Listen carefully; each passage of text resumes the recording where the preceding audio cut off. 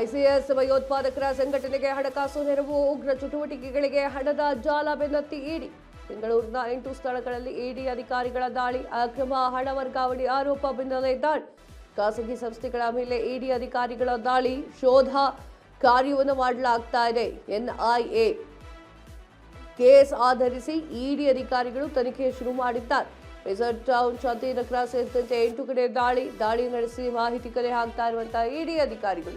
ಏನಾಗಿದೆ, ಉಗ್ರರ ಒಂದು ಸಂಘಟನೆ ಹಣಕಾಸು ನೆರವು ನೀಡ್ತಾ ಇದೆ ಅನ್ನುವಂಥ ಅನುಮಾನದ ಮೇರೆಯಲ್ಲಿ ಇಡಿ ದಾಳಿಯನ್ನು ನಡೆಸಿದೆ. ಐಸಿಎಸ್ಗೆ ಯುವಕರನ್ನ ಸೇರಿಸಲಿಕ್ಕೆ ಫಂಡಿಂಗ್ ಆರೋಪ ಬೆನ್ನಲೆಯಲ್ಲಿ ಬೆಂಗಳೂರಿನ 8 ಸ್ಥಳಗಳಲ್ಲಿ ಇಡಿ ಶೋಧ ಕಾರ್ಯವನ್ನು ಮಾಡಿದೆ. ಬೆಂಗಳೂರಿನ ಕಾರ್ಯಾಚರಣೆಗೆ ಇಳಿದಂತಹ ಇಡಿ ಟೀಮ್ 8 ಖಾಸಗಿ ಸಂಸ್ಥೆಗಳ ಮೇಲೆ ದಾಳಿಯನ್ನ ನಡೆಸಿದೆ. ದಾಳಿ ಶೋಧವನ್ನ ಮಾಡ್ತಾ ಇರುವಂಥದ್ದು. ಕಾರಣ ಏನು ಅಂತಂದ್ರೆ ಅವರ ಮೇಲಿರುವಂತಹ ಅನುಮಾನ, ಅಕ್ರಮ ಹಣ ವರ್ಗಾವಣೆ ಆರೋಪದ ಮೇಲೆ ದಾಳಿ ನಡೀತಾ ಇದೆ. ಎನ್ಐಎ ಕೇಸ್ ಆಧರಿಸಿ ಇಡಿ ಅಧಿಕಾರಿಗಳು ತನಿಖೆಯನ್ನು ನಡೆಸ್ತಾ ಇದ್ದಾರೆ. ಐಸಿಎಸ್ಗೆ ನೆರವು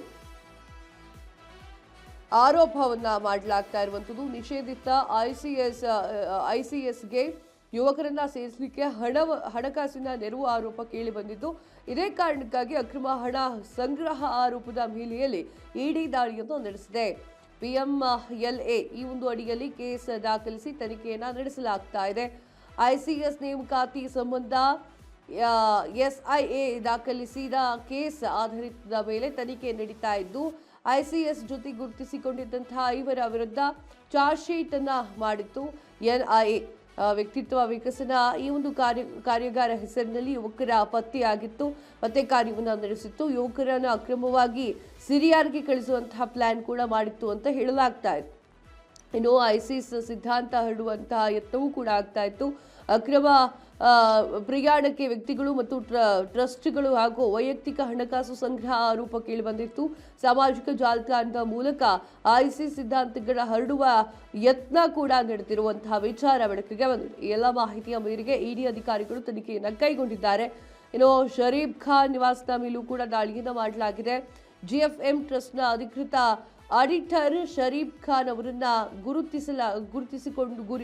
ಗುರಿಯಾಗಿಸಿಕೊಂಡು ಇಡಿ ದಾಳಿಯನ್ನ ನಡೆಸಿದೆ. ಗೊತ್ತಿಲ್ಲ ಏನಾಗುತ್ತೆ, ಏನೇನು ಸಿಗುತ್ತೆ, ಹೌದೋ ಅಲ್ವೋ ಅನ್ನೋದನ್ನ ಮುಂದಿನ ದಿನಗಳ ಕಾದು ನೋಡಬೇಕು ಹೇಳುತ್ತದೆ. ಉಗ್ರ ಚಟುವಟಿಕೆ ಇದೆ ಅಂತ ಹೇಳಿ ಗೊತ್ತಾದ್ರೆ ಅವರನ್ನ ಸುಮ್ಮನೆ ಅಂತೂ ಬಿಡೋದಿಲ್ಲ. ಉಗ್ರ ಚಟುವಟಿಕೆಗಳೆಲ್ಲ ಕ್ಲೀನ್ ಶೀಟ್ ಇದೆ, ವೈಟ್ ಕಾಲರ್ ಇದೆ ಅಂತಂದ್ರೆ ಆಯ್ತು ಅಂತ ಹೇಳಿ ಬಿಡ್ತಾರೆ. ಆದರೆ ಖಾಸಗಿ ಸಂಸ್ಥೆ ಮೇಲೆ ಇಡಿ ದಾಳಿ ಮಾಡಲೇಬೇಕು ಅಂತ ಹೇಳಿ ದಾಳಿಯನ್ನ ಮಾಡಿದೆ. ಅಲ್ಲಿ ನಡೀತಾ ಇರುವಂತಹ ಅಕ್ರಮವನ್ನು ತಡೆಗಟ್ಟಲಿಕ್ಕೆ ಇಡಿ ಸೂಪರ್ಮ್ಯಾನ್ ತರ ಬಂತು.